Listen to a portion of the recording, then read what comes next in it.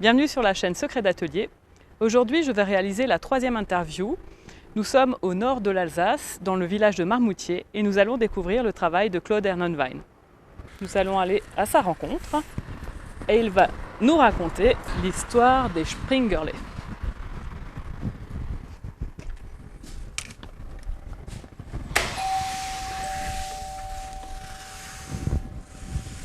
Bonjour. Bonjour. Bonjour Claude, merci de nous accueillir. Bienvenue dans mon atelier. Super, déjà là, on voit... Vous êtes dans la boutique et vous pouvez découvrir les produits une partie des produits que je fabrique, notamment les Springerle, qui sont des reproductions de moules à gâteaux. Donc la partie négative, la partie en creux, c'est la partie moule qui permet de faire des petits gâteaux décorés en relief. Et je propose le relief qui, lui, n'a que la fonction décorative. Alors on voit qu'il y a une collection qui est impressionnante. Alors toute cette collection résulte de mes recherches. Ce sont des moules qui vont du 16e au 19e siècle. Donc ça veut dire que quelqu'un peut venir acheter un de ces moules et pouvoir réaliser un gâteau. L'utiliser pour faire des gâteaux. Je donne la recette avec, qui est une recette évidemment qui a la particularité de garder le relief à la cuisson, ce qui n'est pas le cas de toutes les pâtes, notamment les pâtes sablées qui s'étalent avec le beurre. D'accord, donc vous nous révélez déjà un premier secret, c'est le secret de la recette des Springerle. C'est important. C'est important, oui, pour Pour pouvoir la fonctionner. réussite de l'utilisation du gâteau, et pour faire les gâteaux, oui. Ah oui, d'accord. Donc là, on va faire un petit zoom sur ce que l'on peut avoir comme type de gâteau. Donc il peut y avoir des personnages, des animaux, alors qu'on voit cette fois-ci en positif. Donc là, c'est le moule décoratif. Et à côté, vous avez le négatif. Ah oui, d'accord. C'est vrai que pour vous, c'est évident, pour nous, un peu moins. J'espère qu'on verra bien. Et puis, vous en avez de l'autre côté aussi. Alors là, c'est de la terre cuite également, simplement je les ai patinés façon bois. Mais on peut les utiliser tout aussi bien que les terres cuites nature. Pourquoi que j'ai patiné façon bois? Parce que les originaux les plus répandus, les plus connus sont effectivement en bois. Alors ce moule du XVIIe était symbole de fécondité et était offert aux jeunes couples. Parce que c'est un symbole de fécondité, vous avez les deux cœurs, l'amour, et puis les grenades entrouvertes, où vous voyez la multiplicité des grains. C'est donc ça, le symbole de fécondité. Bon, je l'ai sur ce moule-là et j'ai aussi sur ce moule-là. Ah oui, c'est très beau. Très très beau. Alors il y en a un autre qui m'est particulièrement sympathique, c'est cet alphabet du 18e qui ne comporte pas toutes les lettres que nous utilisons actuellement. Vous n'avez pas le J, vous n'avez pas le X, vous n'avez pas le Y, vous n'avez pas le W. Mais là, le gâteau, lui, donc le relief était donné aux gosses en âge d'apprendre l'alphabet. Et ils n'avaient le droit de manger le gâteau que quand ils connaissaient son alphabet. Et en alsacien, il y a une expression qui est double, Kekfrase. Ça veut dire assimiler, manger, bouffer, et comprendre, donc, et assimiler dans le cerveau. Donc, quand il avait phrasé le gâteau, il connaissait en principe son alphabet. Excellent. Donc c'est vrai qu'il y a 1001 histoires. Alors, 1001 histoires par rapport aux objets, mais il y a aussi l'histoire de la fabrication de ces objets. Alors là, je vous invite à l'atelier et puis on va voir la fabrication des Springerle. Alors voici une des premières étapes de fabrication. Claude Ernenwein, dites-nous un petit peu quelle est cette table avec tous ces objets qui sont devant vous. Alors c'est ma table de travail, là où je fais tous les Springerle. Donc je prépare la terre qui vient d'un fournisseur qui nous fournit une terre qui a à peu près les mêmes caractéristiques physiques et chimiques que ce que nous avions sur place, parce que papa a construit cet atelier à Marmoutier pour deux raisons. C'était un enfant du pays, d'une part, et puis ensuite, il a pu implanter l'atelier sur un terrain dont il pouvait extraire l'argile, la matière première. Alors, on va la passer au malaxeur une première fois.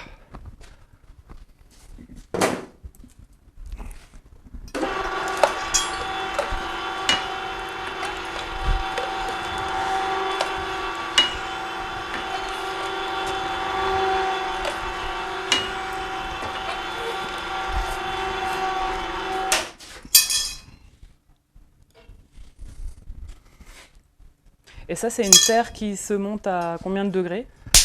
Alors, la cuisson de cette terre, c'est une terre assez fantastique puisque je l'utilise pour différentes choses. Donc, les moules à pain d'anis vont être cuits à 1030 degrés sous forme de faïence, là, Et ensuite, pour faire certaines choses comme les vases ou bien les plaquettes de l'ortus, je peux cuire à 1140. Et donc là, la terre, ce n'est plus de la faïence, c'est un grès, puisque les molécules se sont soudées les unes dans les autres, et on est dans la famille des grès. Oui, parce que votre production ne se limite pas au Springerlet. Non, c'est excessivement varié, puisque je fais beaucoup de choses. De telle sorte que même certains visiteurs m'ont dit, mais comment est-ce possible qu'un potier fasse autant de choses différentes? Et alors, comment se fait-il que vous avez autant de diversité? C'est pour pas vous ennuyer ou c'est parce que vous aimez tester plein de choses? Parce que je suis relativement curieux et je cherche dans tous les sens. D'accord. Et encore, je n'ai pas touché à la porcelaine, par exemple. Oui, parce qu'il y a 1001 chemins sur la Terre, en fait. L'argile nous permet de faire énormément de choses. Énormément de choses. Il faut bien savoir que c'est le métier le plus vieux du monde.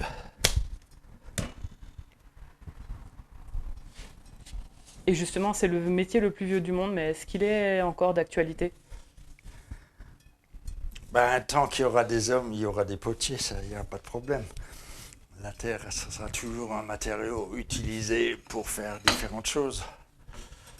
Bon, évidemment, il y a beaucoup de choses qui ont été remplacées par le plastique. Les saladiers en plastique, alors qu'avant ils étaient en terre. Voilà, enfin bon. Tout le monde n'est pas amateur de plastique. Non, et surtout en ce moment avec tout ce qui se passe avec la pollution. Et comment? Donc ça pourrait peut-être justement être de nouveau un matériau, entre guillemets, non pas à la mode, mais qui serait redécouvert. Vous en pensez On quoi? revient aux sources. C'est ça. On est d'accord. Alors là, maintenant, je prends un boudin et je vais l'étaler avec ma croûteuse. Ma croûteuse est donc un appareil qui permet de transformer le boudin en plaque. Alors moi j'aime bien y aller progressivement et je fais 2 passages pour obtenir l'épaisseur voulue pour faire mes springles. Parce que bon, je peux faire différentes épaisseurs suivant les travaux que je veux faire.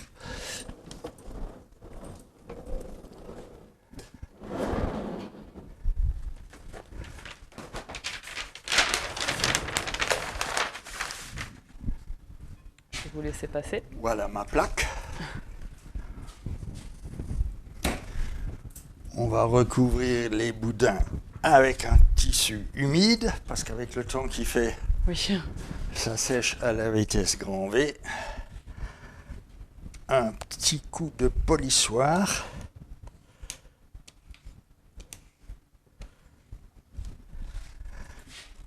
Et voilà. On va pouvoir découper et introduire dans le moule. Alors donc, allez, on va prendre celui-ci.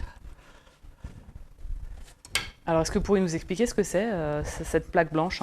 Alors, c'est un moule que j'ai réalisé d'après un original en bois.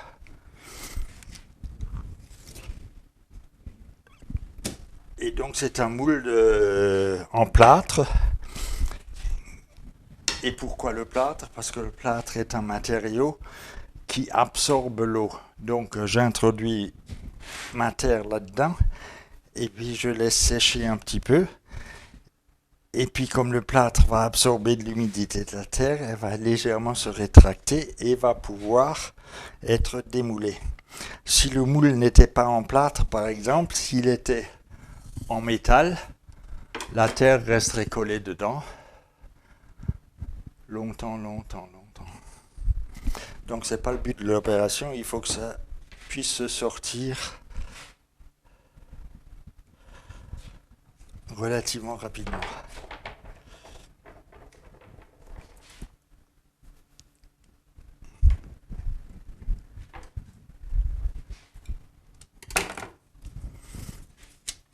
Alors, on va utiliser une feuille de papier, le recyclage des DNA,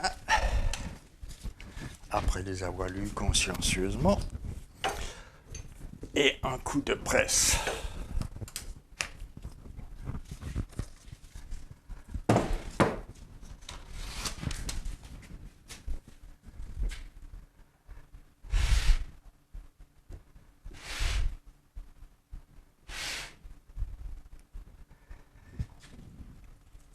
Et avec le fil à couper le beurre,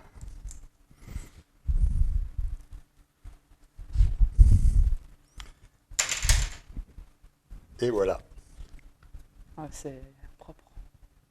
Donc vous avez conçu vraiment le moule aussi pour pouvoir faire ce passage-là avec le fil à beurre aussi. Oui, tout est calculé pour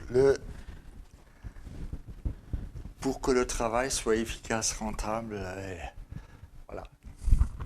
Et donc là, il n'y a plus qu'à attendre et le mettre à sécher. Ah, d'accord. Enfin, à attendre, bon, on va attendre 1 heure ou 1 heure et demie, suivant le temps, pour pouvoir le démouler.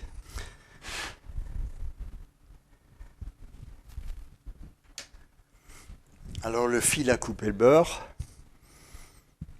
non, c'est le fil du potier. C'est ceux qui ont fait le beurre qui ont copié des potiers.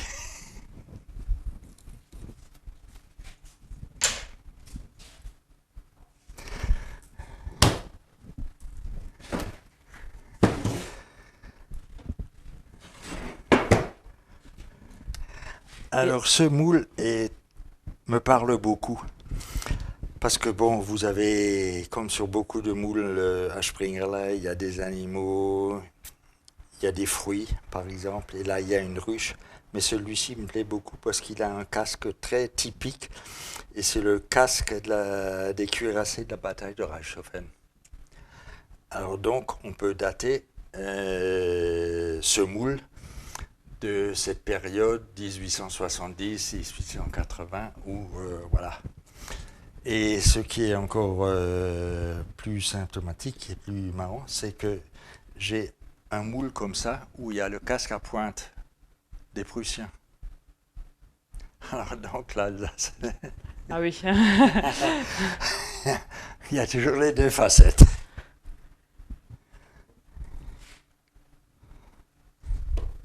Et donc ce que vous nous expliquez, c'est qu'en fait, à chaque époque, il y avait une citation ou un rapport à l'époque donnée, en fait.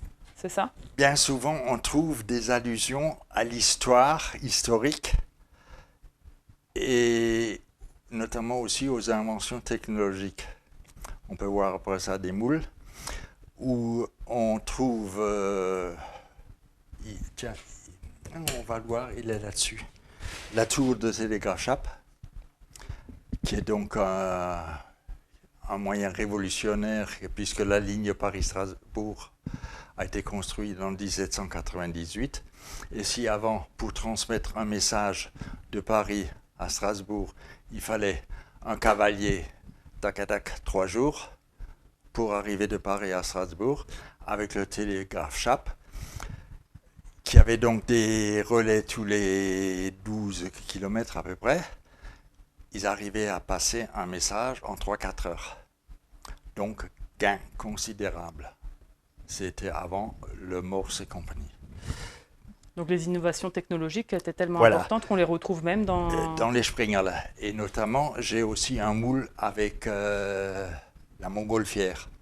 Parce que la première fois que les gens se sont envoyés en l'air, ça les a marqués, donc ils ont mis aussi des moules avec des montgolfières. Bon, si maintenant on devait créer des Springerla, il faudrait mettre par exemple un avion. Ça, à votre connaissance, il n'y a pas de Springerle qui... Non, non. Si j'étais plus jeune, je crois que je créerais des Springerle. Donc il faudrait mettre l'avion, il faudrait mettre le TGV, un tas d'innovations, la fusée, le satellite, des choses comme ça. Téléphone portable, ordinateur. La 5G, les antennes 5G. Oh là, oui, alors les horreurs de ce type-là. Ben, comme ils ont fait le télégraphe chape, il faudrait faire l'antenne 5G. C'est ça. Mais est-ce que les gens auraient envie de manger le Springerle après? Ça, je n'en sais rien. Je crois que je préférerais la tour télégraphe chape. Bon, donc j'ai pulvérisé un peu d'eau là-dessus parce qu'il fait très chaud, il ne faut pas que ça dessèche. Tout ça, je vais le repasser après au malaxeur pour avoir de nouveau des boudins pour pouvoir réutiliser. Alors là, on va attendre un petit peu et puis ensuite, on va pouvoir voir comment coller des moules.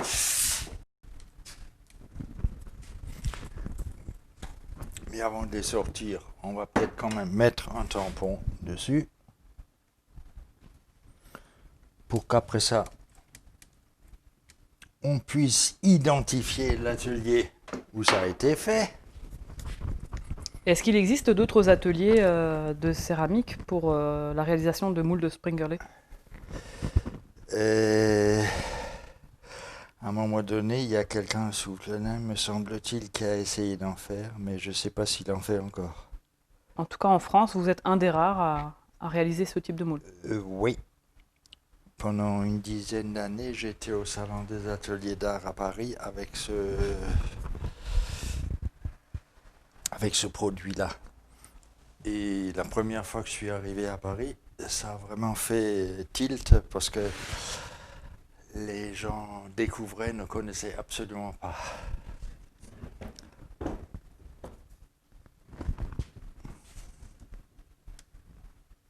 Oh, super.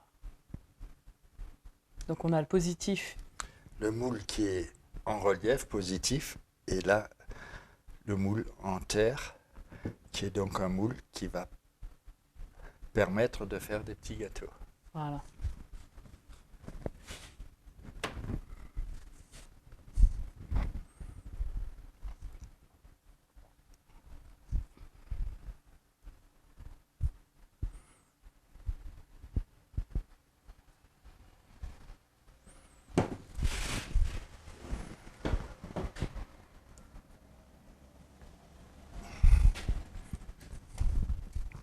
Et donc là, c'est le fameux avec le casque. De quelle époque de nouveau?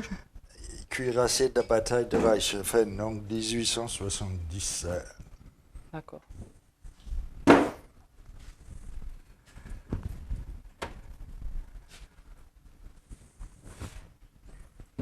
Et la troisième surprise. Donc le troisième, on n'a pas mis le tampon encore. Voilà, qui est fait. Et vous utilisez un petit peu d'argile là Pour décoller. Sans abîmer le plâtre et sans abîmer la plaque de terre, c'est ça? Voilà. Mais Ça bon, fait un peu un effet ventouse, quoi. Tout à fait. Mais il faut un certain doigté pour ne pas écraser la partie que l'on veut sortir. Et alors là-dessus, ce qui est intéressant, c'est cet engin-là. C'est une tour de télégraphe chape. Donc vous êtes passionné par la terre, mais vous êtes aussi passionné par l'histoire. Ben, forcément. Il y a toutes ces vignettes, elles parlent. Donc, elles interrogent. Et donc, on creuse un peu l'histoire. Bien sûr. Et c'est ce qui fait aussi la magie de cet objet, parce que du coup, c'est joli, mais il y a du sens. Il y a une histoire. Ça nous rattache à une histoire. Hop, la petite boule là-dedans. Et c'est ça qui vous a aussi passionné, parce que vous êtes un spécialiste du Springerle, mais c'est dû à quoi, justement, cette histoire? Comment je suis arrivé à faire des Springerle? Alors, il se trouve que ma grand-mère avait un vieux moule en bois du fin 19e et on était 5 petits-enfants. Il n'était pas possible de le partager en 5. Donc je me suis dit, tiens, si je le reproduisais en terre, est-ce que le côté fonctionnel resterait dans l'objet en terre? J'ai essayé, ça a bien marché. Et donc je me suis dit, mais si ma grand-mère avait un moule en bois, il y a peut-être d'autres grand-mères. Et puis donc je suis allé à droite, à gauche et voir. Et puis peu à peu, j'ai constitué une collection de presque 200 modèles différents. Ah, incroyable. Donc c'est une bibliothèque, vous avez vraiment... Oui, oui. Et puis donc quand j'ai vu que la chose était très intéressante, je suis allé voir Georges Klein qui était conservateur à l'époque du musée alsacien. Et il m'a dit, en alsacien évidemment, Junge, das ist gefitzt. Il m'a dit, mon jeune gars, ça c'est très intéressant parce que la tradition du Sprengel était en train de se perdre totalement. Et donc, pour t'encourager, je vais te donner l'autorisation de faire des emprunts de l'un ou l'autre moule qui figure dans la collection du musée. Ah, super. Et cette rencontre, elle a eu lieu quand vous aviez quel âge? Environ? J'avais combien? 35 ans par là. Et vous étiez déjà potier? Ben oui, puisque je suis tombé là-dedans comme Obélix dans la bouillie. J'ai grandi là-dedans, j'ai fait mon apprentissage ici. Donc à 22 ans, je me suis inscrit à la Chambre des métiers comme artisan potier dans l'atelier de papa. D'accord. Donc l'atelier où on se trouve aujourd'hui, c'est un atelier qui est... C'est un atelier que papa a construit de toutes pièces en 1932. D'accord. Et il y avait déjà autant de machines ou les choses se faisaient encore plus à la main ou... Non, vous avez le four d'époque, vous avez le tour d'époque. Alors donc ça c'est le tour que papa utilisait déjà. Et c'est un tour à variateur à galet. Parce que je peux varier la vitesse de ma girelle suivant ce que je veux faire grâce au système du variateur à galet.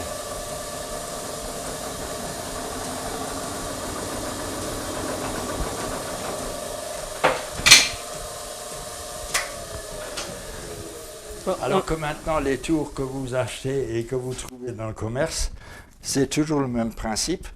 Une girelle qui tourne et le potier qui fait le travail, c'est toujours les mains du potier. Simplement, c'est un truc super compact. Le moteur est situé dans l'axe de la girelle, etc. C'est un truc. C'est vrai qu'on n'a pas l'habitude... Mais ça n'a pas le même charme que ce Klebres-là qui vous fait ce bruit. Ah oui, puis ça fait un peu de gymnastique, hein. Vous pouvez vous détendre la jambe. Mais pour tourner des vases, le dos il prend. Ah ouais. Mais bon, permet aussi de rester en forme. Et puis le four, on l'utilisait pour, par exemple, faire du pekaofa. Mais quel four alors? Vous pouvez me le montrer? Le four électrique. Ah bon? Oui, pas le four à briquettes qui faisait 10 mètres cubes. Vous pouvez nous montrer quand même ce four? C'est quand même incroyable. Il est dans votre atelier, le four à briquettes. Ah, le grand four. Donc, il fallait un four qui chauffait soit au bois, soit aux briquettes. Donc, ce four qui date de 1932, puisqu'il a été construit, l'atelier a été construit autour, date de 1932. Et c'est un four à étage avec 2 chambres, comme je le montre ici.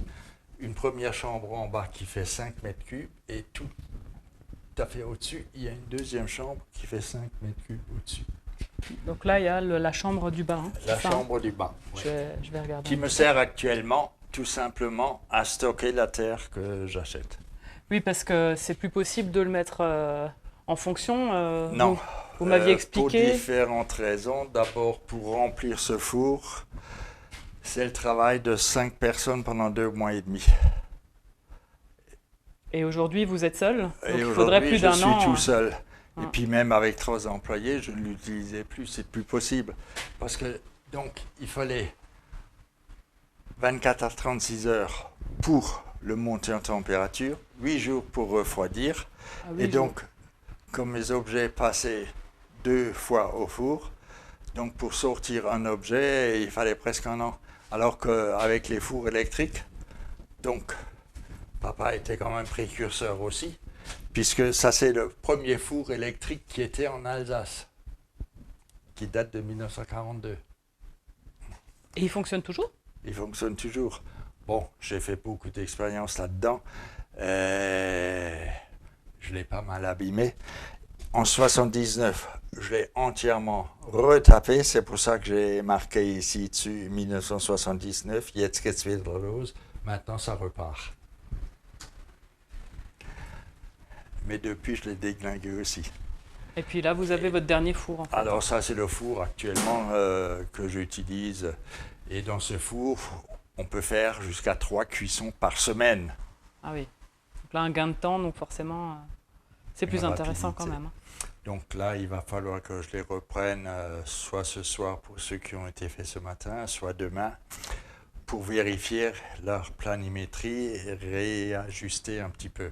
Parce que la Terre, c'est quelque chose de vivant. Je lui ai imposé des contraintes pour rentrer dans le moule. La Terre se rebelle, si l'on peut dire, et elle va vouloir prendre ses aises et se déformer. Donc il faut que je vérifie ça pour que ça se déforme le moins possible. Et c'est au bout de combien de temps que les moules vont être cuits alors? Alors le séchage chez moi, à l'air ambiant, séchage naturel, je prends 15 jours à 3 semaines de séchage pour être sûr que ce soit sec à cœur. Parce que bon, au bout de 2-3 jours, on a l'impression que c'est sec. Mais à l'intérieur, c'est pas encore sec. Alors si à l'intérieur, c'est pas encore sec et vous le mettez au four, à 100 degrés, l'humidité qui est à l'intérieur, qu'est-ce que ça va faire? Ça va se transformer en vapeur et ça va faire exploser la pièce. Donc, il faut sécher entièrement à cœur. Et du coup, tous ces moules que vous nous avez présentés, c'est d'après... Donc, c'est d'après d'authentiques moules du 15e au 19e qu'on a bien voulu me prêter pour que je puisse en faire une empreinte et faire mes moules de travail pour après ça les reproduire. Et alors, quel est l'intérêt peut-être d'avoir un moule à Springerle en terre? Bon, d'abord, la terre permet de le reproduire. Ma façon de faire permet de le reproduire et de le proposer à la clientèle à un prix relativement abordable.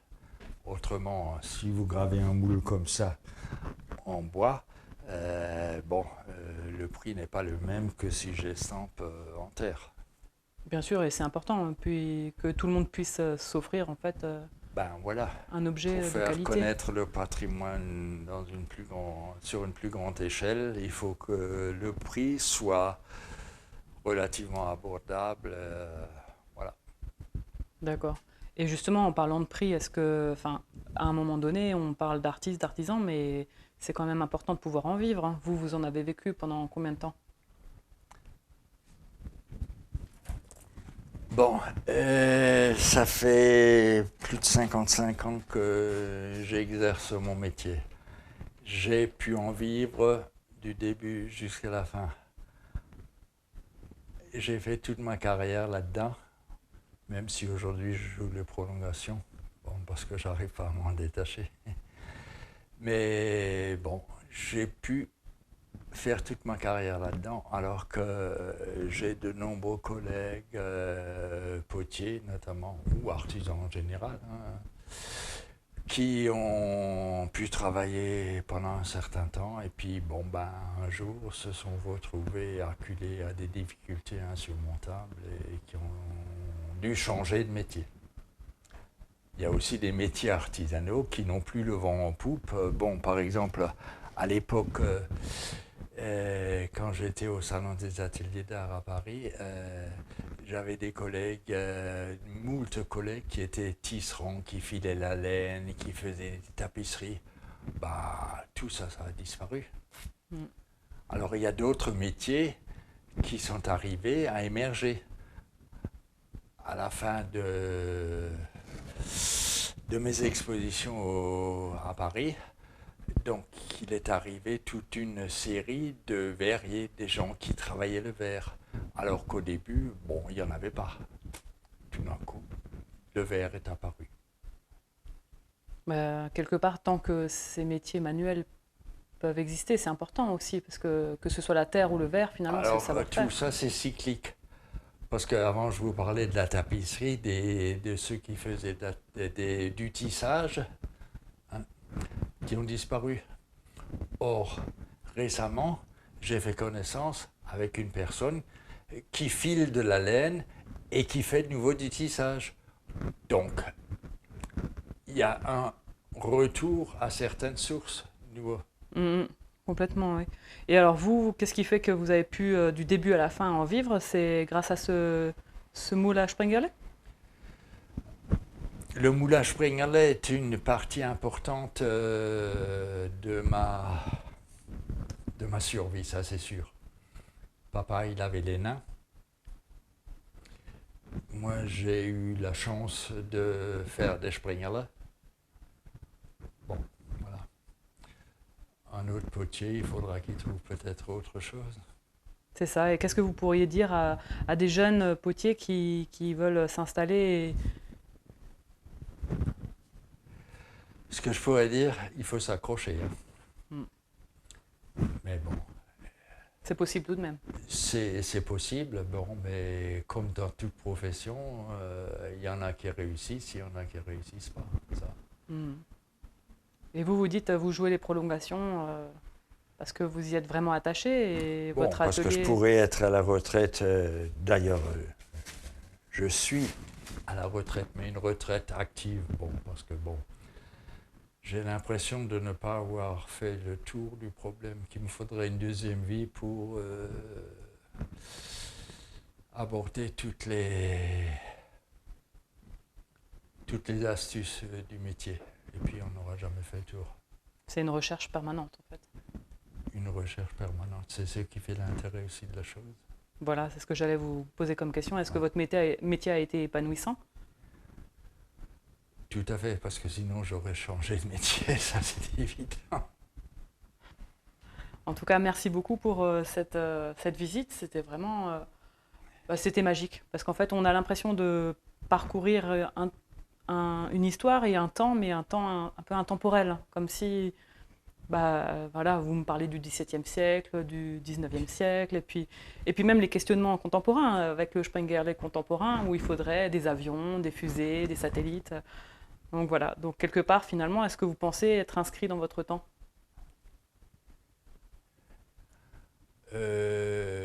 Quelque part oui, mais bon, il y a encore des choses à améliorer. Il y aurait encore eu des choses à améliorer.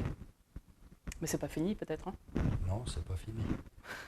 Tant qu'il y a de la vie, il y a de l'espoir. Voilà, on finira sur cette note. En tout cas, moi, je suis remplie d'espoir et je suis vraiment... je vous remercie sincèrement et chaleureusement parce que c'est un atelier qui est magnifique, très beau. Et puis, et j'aime beaucoup aussi cet objet qui est modeste, quelque part, qui peut être dans chaque cuisine et puis qui peut être utilisé pour des petits gâteaux. Mais encore une fois, ces petits gâteaux, on va les partager. Enfin, il y a quand même quelque chose de très chaleureux dans cet Il y objet. a quelque chose de très convivial et c'est un objet qui est beau et c'est un objet qui est utile. C'est ça. Pourquoi qu'un objet utile ne doit pas être beau? Alors, si comme moi, vous avez été vraiment passionné par l'histoire de ces Springerlet, que vous avez envie de réaliser des petits gâteaux aussi bons que ceux qui sont ici, eh ben, n'hésitez pas, passez à la poterie Ernenwein à Marmoutier, ou alors vous pouvez aussi les commander sur leur site internet. N'hésitez pas à vous abonner sur ma chaîne YouTube Secrets d'Atelier ou retrouvez-moi sur Facebook, sur ma page professionnelle Les Cervelets.